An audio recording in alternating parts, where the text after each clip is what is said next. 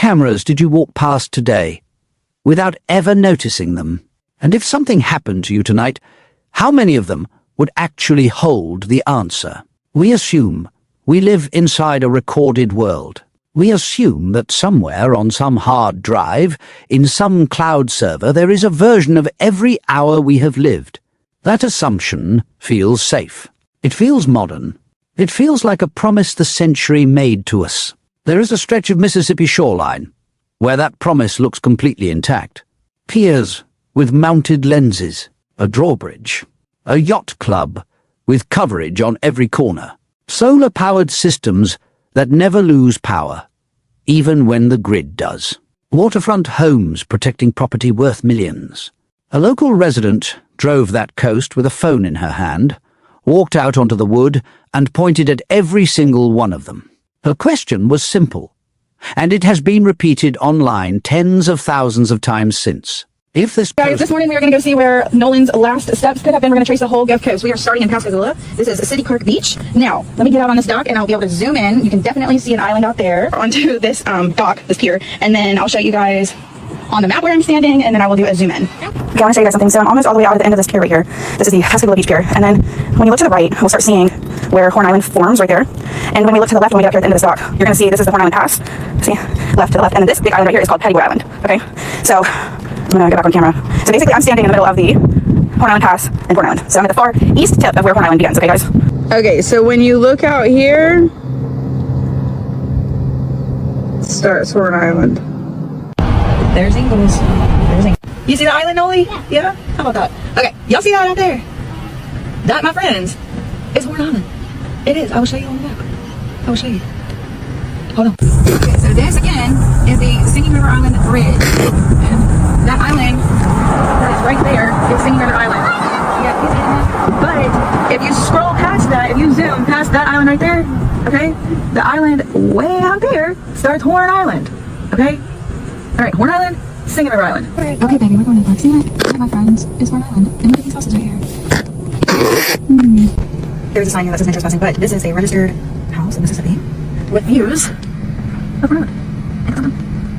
Goshen, Mississippi, viewing the east side of Horn Island, all the way over to entering into Ocean Springs.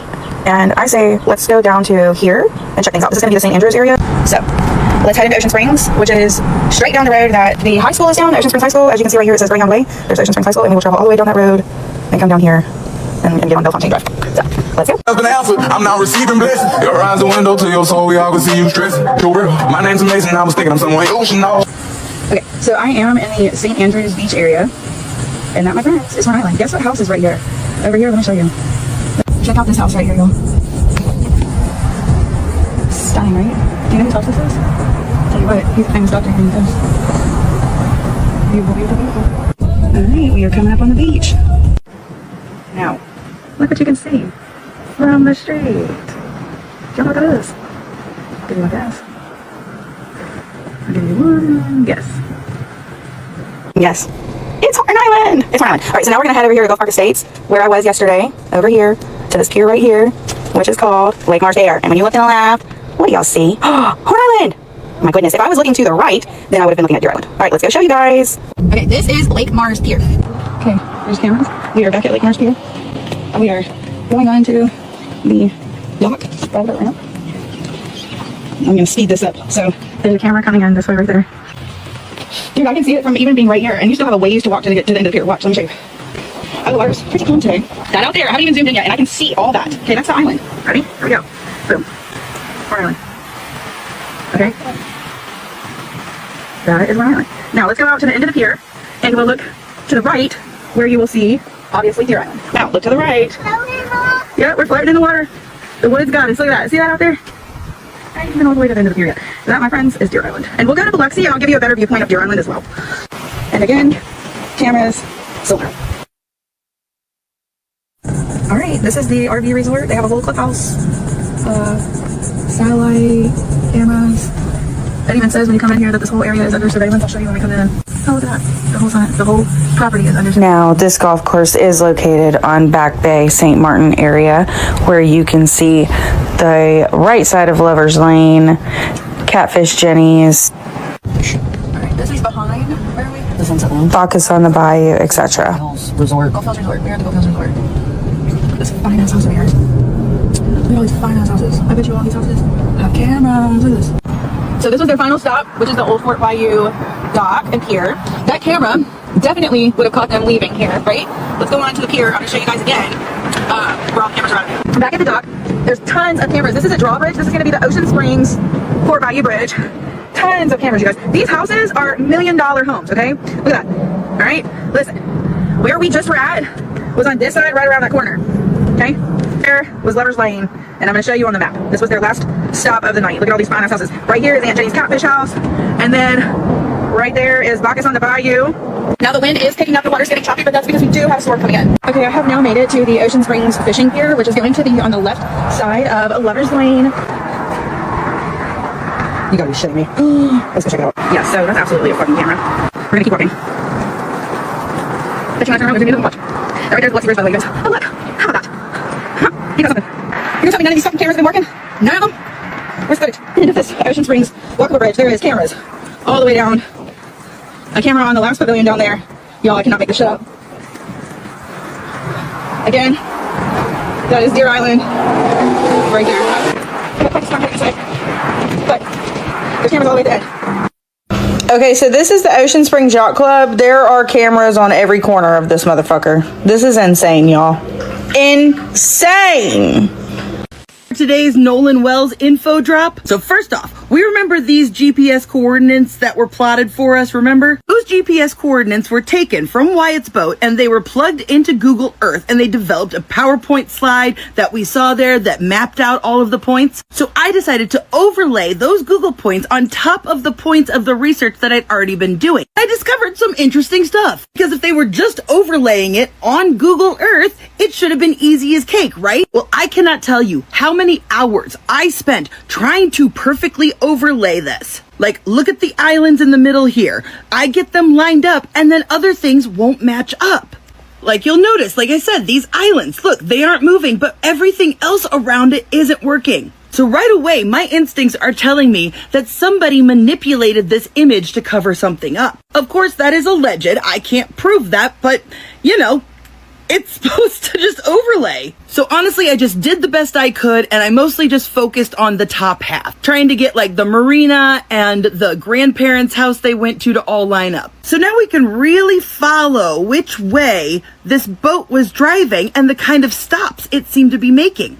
And if you'll notice here, it goes right next to that marina that I was telling you guys about with the Marty McGrath, which is who, according to Katie, that she got a ride from. So they passed the marina, and as you can see, it juts out almost like it was pulling up to this dock. And then there's these two houses here, especially this house, where it seems like the boat pulled into the docks there. Then it went all the way down here. There's a little like lock area here, so you have to go through here. And it went to the bridge. And I was like, why did they go all the way to the bridge to turn around? But it turns out right here is a big old fishing pier. And then right next to that is the Ocean Springs Yacht Club. And a lot of these families are connected to the yacht club. But before I go on, I want to play a portion of this audio that's supposedly like a voicemail that has been going around. It hasn't been authenticated, but it has important information. Because I'll be honest, it sounds genuine to me and it works with my data. So hold on. But years ago, I'm just gonna go back with Katie. We'll be right behind y'all. We were all going to the same house, the same place. He was like, I'll be right behind y'all. Y'all go ahead without me. I'll see y'all. Like, I'm literally gonna be right behind y'all, whatever. So, Wyatt and all them left because they were like, okay, you're just gonna go with Katie, whatever.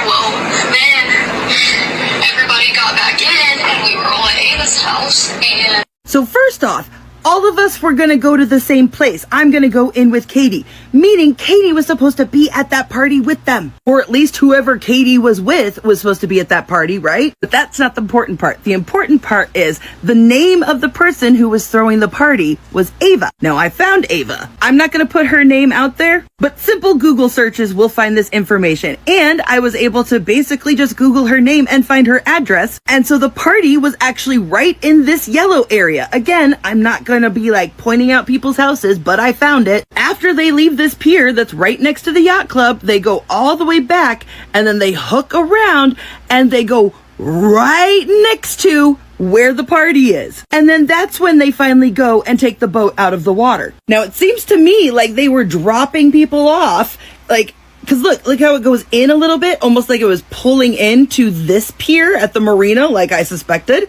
And they were just making the rounds, dropping people off before the party. Now, her family and Wyatt's family, Warren's family, they're all connected. They're also part of the yacht club stuff. All of these rich families are super close, super connected. They're taking each other's kids on vacations, etc. Well, like just in May, there was a joint birthday party. In the background of this birthday party from the beginning of May, there's Warren's mom, there's his little brother, and right there in the background is the mayor of Ocean Springs, Bobby Cox. In fact, here's another picture of him from the party, just in case that profile view wasn't enough for you. Oh, and he was tagged in the picture. Oh, and remember Lieutenant Carone, the first person on the report that we see when Nolan's mom called him in missing? Well, as it turns out, someone that he's related to, I can't pinpoint exactly how the relation is, but their maiden name is the same as his last name. Yeah, turns out they have the same last name as who? The girl whose party it was. And I have confirmed that that woman is mutual friends of the mother of the girl who threw the party. And I'm gonna go ahead and just wild guess theory, this is alleged, but I'm gonna go ahead and guess that the reason they waited so long to tell the mom was they were waiting to make sure that he was on shift. This is why I'm thinking more and more that they brought Nolan back to the house. Everybody got their stories straight and stuff, and then they waited to tell Nolan's mom until he was going to be on his shift and taking that phone call. Which is probably why nobody was sent out to look for him that fucking night. That's why we don't have any footage of them going back to the grandparents' house up there. That's why no pictures from this supposed party ever came out. We are not presenting that recording as evidence. We are presenting it as a question, the same way she does, because the voice on it says the one thing the official story never did. This is my full Nolan Wells timeline with my supporting evidence. There were 3 boats in their group that day: Palm Beach, the Triton, and the Tideline. Warren said they got there at 10:30, even though the GPS said that they dropped their waypoint at 11:19. He said the Tidecraft, the Palm Beach, and the Triton were all like anchored up next to each other. At 3 o'clock, he gets into a fight with some stranger who didn't like the way that he was talking to his girlfriend because, I mean, look at the way he was talking in this interview. I don't blame them. And they had a fist fight. His uncle was like, "We're getting the hell out of here." I remember at one point in time, I look over and I see my uncle, and my uncle's yelling at me to get in the boat. I stopped fighting. As soon as me and him made eye contact, I got an uncle. I got in the boat. Then Warren says that his brother was also involved in the same fight. He'll come up to me and say, "Hey, your brother just got in a fight." And obviously, I have a younger brother, and that's what she was talking about, and I was freaked out. So I walked over to the beach, and I didn't walk over. I ran over. I made a beeline. I didn't talk to anybody. Put my drink down and walked over there. And my brother was kind of angry, and there's a lot going on, but someone was getting pulled away. I don't know who it was. And my brother was like, "Oh, I just got in a fight." And this guy punched me in the face, and I punched him right back. Then I went to the ground. My brother put him in an armbar. And Nolan involved in any of this? Absolutely not. When I was over there, there was a bunch of younger guys like my brother's age, and I mean, Nolan, I never saw Nolan over there. Absolutely not. And okay, sorry, I just lost my train of thought. So you get ready to go. There's an issue with the boat. Okay, yeah. This is up to that. Yeah. So the fight happened. You got your brother or the scuffle. I'm assuming that it was cleared up. Right. You got your brother out of this situation, and then After the fight, the boat story begins. And this is where Jay, who grew up around boats, starts shaking her head. Warren said he got on the Triton and found about 6 inches of water at the transom. The bilge was failing. A buddy was pulling trash out of it. Wyatt jumped in the water and threw a rear anchor. And the explanation given for the flooding was that people getting on and off the boat dragged the water in. how did you find out that this boat is sinking? Well, I walk back over, and like we're probably around each other for a little bit. I mean, you know, I wasn't thinking anything about it. I pulled my brother off the beach. I was just like, listen, get in the water, hang out with us, calm down. I mean, he was calm, but I didn't want anything else to happen, you know. And so once I got back over the boat, I got on the Triton, and the Triton had probably about 6 inches of water up to the transom, and I was freaked out because I'm good friends with Wyatt, and that was his boat, and you know, no water's coming out, no access water's coming out, and you know, it was a big issue because I think the reason was because there's so many people getting on and off the boat. At some point, the boat was very, very crowded, and there was just a lot of people on, so that it drags water. Yeah, that's not how boats work. Boats don't flood getting in and out of water. Mind you, I'd also like you guys to see that they are in much shallower water than they claim. But I digress. As someone whose parents have had several boats in their life, boats don't just start sinking because people are getting in and out of the water. I think they were trying to run as well because there is an underage kid who just got into a physical fist fight on the island. All of them are drinking and driving boats, so they're trying to hightail it out of there. Now, Warren goes into so much detail that he accidentally explains what really happened, but not in the way that he was saying it. I think over time we were out there for a couple hours. The boat started filling up with water, so I popped the starboard side hatch, and the battery was completely underwater, and so the motor wouldn't trim down. I mean, my buddy would go to trim it down from the console, and it trimmed down, and then it come right back up. Now, trimming the motor means they move the propeller closer to the transom and it lowers the bow, which means they can drive through choppy water without risking that choppy water to come into the boat. Failing to trim your boat up and taking off at a high speed can not only overheat very quickly and cause it to shore, but if waves are high, it won't cut through the wake and it will cause the boat to porpoise and possibly have rough, choppy waters get on your boat. So, I mean, on the way out there, it was pretty calm. I think it was blowing like 3 or 4 knots. I mean, the waters were clear. It was a great day to be on the water. Sunshine, not cloudy at all. And I mean, it was a great day to be out there on 4th of July. And so, I mean, we followed each other out, and I mean, it was calm. It was calm. On the way back, it was a little more rough, but it was not anything all my buddies' boats couldn't handle, or like it wasn't like we were getting beat, really beat. Now, as you can see, it is tilted up here in the back, and look how low the front is. He admitted that they hit choppy water at one point, so not that hard of a stretch to think that the water started coming over the boat, and that's when they were in trouble. That's when the bilge pump stopped working. Because Warren, when they claimed that they were leaving and he was jumping into action because it was sinking, he says this. Maybe disabled to where you couldn't get it out. Correct. From Horn Island. So what happens after that? Wyatt jumps to the water, tries to throw a rear anchor, and my buddy Byron, you're sitting looking, trying to pull trash out the bilge, and the bilge is basically a pump that pulls the water, the access water out of the boat. So the bilge was failing to work. So any access water just sitting in the boat wasn't getting pumped out. So I looked over the gunnel and I looked at the release hole for the bilge, and it was eating with the water. So I mean, we're all freaking out. All of our, we're not focused on anything else other than the boat. Well then, eventually, my buddy Bart on the timeline is like, I'm gonna pull you all out. So even though they were still on the island, he jumps out and throws out an anchor? Why did they pull the anchor up to begin with if they were sinking? If they were sinking, why was Bart offering to tow them out? Why would they risk being that close to the island and that close to ground to sink out further? Because again, look at how shallow of water these boats are in. What I suspect is that everybody just hauled ass and left, but because the trim was not going down, it overheated, that stalled out, then the crashing waves were freaking everybody out. But even Warren couldn't keep his story straight or his timeline straight, because then listen. All of our, we're not focused on anything else other than the boat.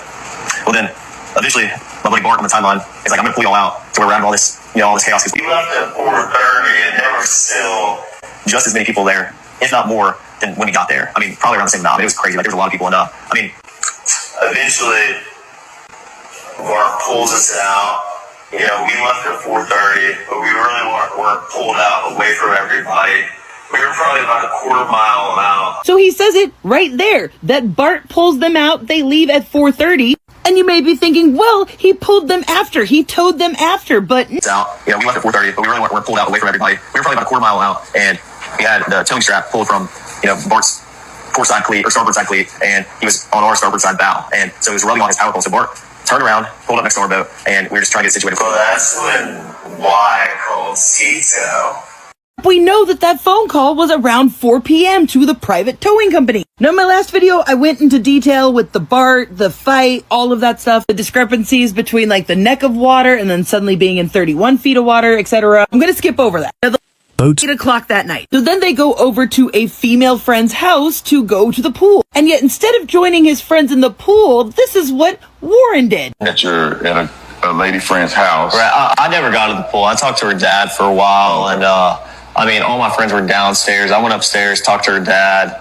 We were talking about boats and stuff, and I've been with my friends all day. I was just talking to everybody, but So you talked to the young lady's dad, and then how long was it before you realized, or you guys realized that, well, where's Nolan at? I mean, all right, well, now I got to stop your ass, because what 18-year-old goes to a friend's house to party? All the friends go downstairs to the pool area, and he goes upstairs to talk to her father about boats? Mind you, these children had been drinking all day long. And he and his buddies don't go home until 3 a.m., mind you. Now, I know it's been a while since I've been 18, but that's a long day in the hot, in the sun, drinking. Sounds to me like you were talking to this dad to help with the story. And then you go downstairs and your friends just so happen to be talking about Nolan, and then you're like, oh my God, I should call the Coast Guard. But I went back downstairs and all my friends were just hanging out, and my buddy Wyatt had addressed,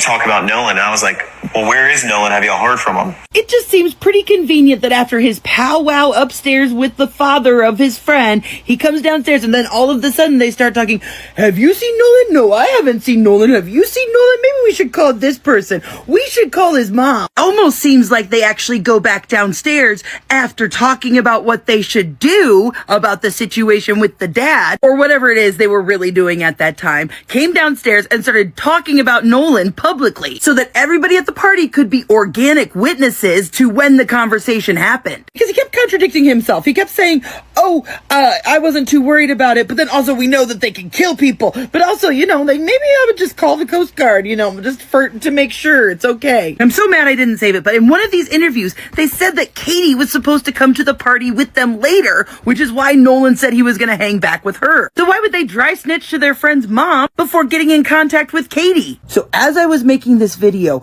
I caught something so big it changes everything. Throughout this entire interview, Warren insisted that Bart's boat was a tide line. He was so sure of it, said it over and over and over again, claimed that there were 20 to 30 people on that boat. By the way he talks about boats and the equipment and stuff, it seems like he has some general knowledge of it and knows a lot about boats. So maybe y'all can tell me why, in this report, when they gathered the GPS evidence, does it say that Bart was driving a tide craft, not a tide line? They're entirely different designs, purposes, manufacturing styles. Mind you, this is what tide crafts look like. They ain't fitting 20 people on them. This is more what tide line boats look like, y'all. So did Bart bring 2 boats with him? As Warren said, Bart's dad was originally supposed to go with them. Tide line boats don't fit 20 people either. So was there a 4th boat out there?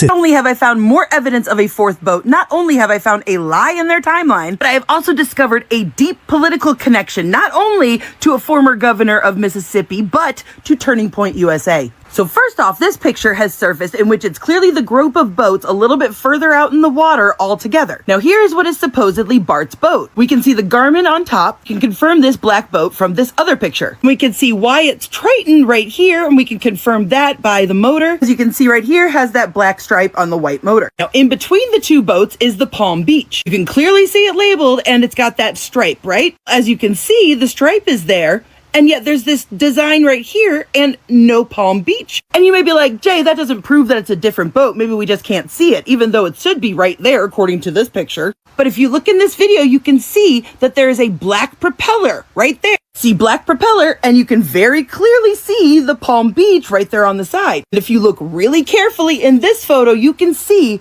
right there a black propeller. There's another boat on the other side of these 3 boats. And given the lack of the name on the boat and the black propeller, I'm going to assume the Palm Beach is on the other side, which means there's 4 boats right here. Then I rewatched Warren's interview. I woke up at my buddy's house, and we went to McDonald's, got food. No one was not with me. And I went and got breakfast. I had my buddy's boat hooked up to my truck. And, well, first I ran to my house, then I went to McDonald's and came back. And the boat was already hooked up to my truck. My buddy Wyatt and I went, and with my buddies, and we went, filled the top of the boat off, loaded it down with ice, and just got everything ready. Then Wyatt went and put a smaller boat in the water, which is the Palm Beach. He's an 18-foot Palm Beach, and I drove the boat from Fort Bayou Boat Launch to my buddy's grandparents' house, and that's where we all planned to meet up that day. So Wyatt had his buddy's boat already hooked up to the back of his truck. He said he and Wyatt and his other buddy went and got ice and filled up the boats. And Wyatt went and put the Palm Beach, his smaller boat, into the water. And we know that there was a second boat, the Triton, that was driven by Wyatt. Wyatt had 2 boats in the water. Who was driving his other boat? Nolan was on Wyatt Pyron's 22 Triton. On the way out, I went with my buddy Bart because we had a lot of friends from college coming down, and I called Bart that morning. I was like, hey man, can you take your boat out? And he was like, yeah, well, my dad's decided not to go, and I'll take the boat and I'll take you and your friends. Of course, I mean, he's a buddy of mine. And so Bart pulled up at the dock, and I mean, I rode out there with Bart and a lot of the girls that go to college with my friends and I, and Nolan rode out on the Triton, and then we had a Palm Beach, 18 Palm Beach. There was 4 guys on that. There was like 8 people on the Triton, and then there was 8 or 9 people on the Triton, and then there was the rest of the group, which was ranged from maybe 10 to 15 or 16 people. Now wait a minute. So Warren already had a boat hooked up when he woke up that morning. I'm assuming that had to be the Triton that was hooked up, right? Then he said that Wyatt went and put his smaller boat, the Palm Beach, into the water. Then Warren said that he was the one who drove the Palm Beach to their friend's dock. Assuming that Wyatt drove the Triton to the dock and Bart drove his own boat to that dock, who drove the Palm Beach out to the water then? Because he said that he got a ride in with Bart, even though at one point during the interview he said all of his stuff was on the Palm Beach. So it sounds to me like Warren was the one driving the Palm Beach. I'm also like, what parent would let their kid, who's obviously going off to party, take two of their boats and let their drunk friends drive? Like, it isn't making sense to me. I mean, maybe these parents are just shitty parents and irresponsible. Then he also said that he contacted Bart that morning to see if he could come, and Bart was like, yeah, I can give all your friends a ride, blah, blah, blah. According to him, there were 10-ish people, 15 people on that boat. So where were those people originally supposed to ride in on? They'd been planning it for weeks. They were excited about it. Why did Bart have to suddenly step in and take all these people? And remember, Bart said that his dad had canceled going out on the boat that day, so he could do it. Something's not adding up here. I think there was an adult somewhere in this mix. It would also explain how they all thought quickly on their feet with the sea tow. I wouldn't be surprised if an adult didn't come out there and just go off with other adults that were also on Horn Island and let the kids hang out with the boat. Here's where things are going to get interesting, folks. There are more GPS coordinates in the report than what we have seen publicly. I'm going to play you a clip from the interview, but remember, at 5:30 is when they started picking up regular speed, all right? It's right here, 525, speed miles, 30 to 35 knots. So here we go. Planed off and you have water in the boat and you're hauling, we're going pretty fast. We're going probably 40, 42 miles an hour. And so all that excess water that was built up in the boat is coming out of the boat. So, I mean, that's what we had to do. So we ran into Fort Bayou and we didn't just run straight to my buddy's grandparents' house. We ran into Fort Bayou. A couple of us jumped in the water, and Wyatt, the whole reason for the stop was so Wyatt could hop in and put the plug back in the boat. So then after that, we went and docked it, and I went back to my buddy's house, and we ate and napped for a little bit. It was a long day at the islands. Now you heard him. He said that they took off going 40 miles an hour and they didn't go to his buddy's grandparents' house, but they went to Fort Bayou to go do a plug thing. Except right here, 5:44, vessel arrives at El Camino Road. 8 minutes later, then it departs from El Camino Road and headed east into Fort Bayou. So right there we have a lie. The boat did stop before going into Fort Bayou. 6 minutes later, it comes back to El Camino Road, and the vessel departed El Camino Road half an hour later, headed southwest to St. Martin Bayou, and then turned southeast into Biloxi Bay Bridge. Then they went back to the Bayou boat launch. Then the boat was taken to Cardinal Lane, which was Wyatt's residence. Now, because I am an absolute genius, I was able to find it. This was where they left and where they came back that day, then came back several times. Now, first off, why aren't we seeing footage of them returning that day? We know that Nolan was with them when they left. So why do they have the security cams from that morning, but not that night? Whose grandparents live there? Jax Patalo, whose family owns a pharmacy. It goes back deeper than that because George Patalo Sr., which is Jax's great-grandfather who is deceased, as it turns out, his great-grandfather was appointed and served on the staff of Mississippi Governor Cliff Finch. As you can see, I've confirmed Jax's relation to him. And as it turns out, Cliff Finch, well, he was in the Mississippi House of Representatives from 1960 to 1964 and supported racial segregation and backed the racist governor, to preserve segregation in the state. The federal grand jury conducted a 3-year-long investigation into his administration and several state agencies, and they were all accused of corruption and mismanagement. But Finch was never found guilty himself, but some of his aides and appointees were indicted. And those sort of political connections seem to trickle down through the generations, so now we know why the governor got involved. And I started looking into the lawyer that's handling the defamation case from the Bart family. So from 2015 to 2018, he was state director of Americans for Prosperity. Then in 2018 to 2020, he was vice president of state Stand Together while being vice president of Americans for Prosperity. Stand Together is a Charles Koch nonprofit, and Americans for Prosperity is a libertarian conservative political advocacy group affiliated with Charles Koch and David Koch. And if you don't know who the Koch brothers are, they're fucking evil. Guess who's one of the major funders for Turning Point USA? Major donors for the Koch brothers also are primary financial pillars for Turning Point USA, specifically their campus operations. And guess who used to serve as the director of urban